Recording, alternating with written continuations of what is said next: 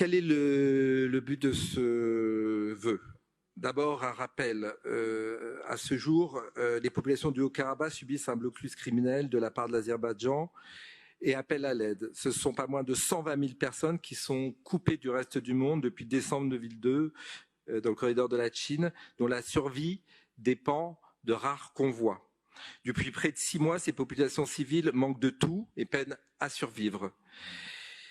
Répondre ainsi à cette demande de cet allié historique. Je rappelle que nous avons ici, dans le Conseil de Paris, nous étions la première collectivité à nous mobiliser, à demander au gouvernement français la reconnaissance de l'Arzar.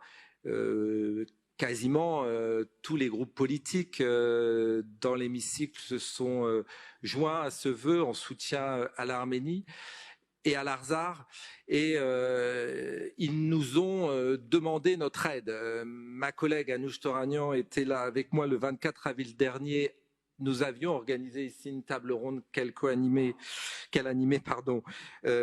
en soutien à l'Arménie lors des commémorations du génocide arménien, en présence des présidents du Conseil des coordinations des organisations arméniennes.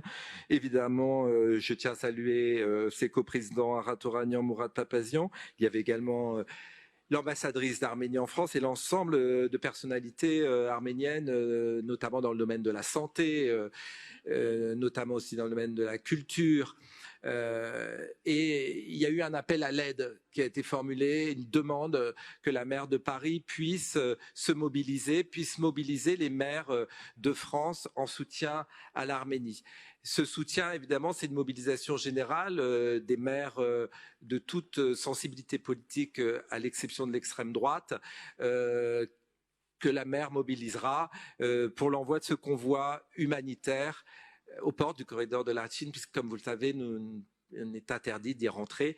Mais le but, évidemment, c'est de venir en aide à nos alliés. Je vous remercie beaucoup de voter ce vœu. Merci.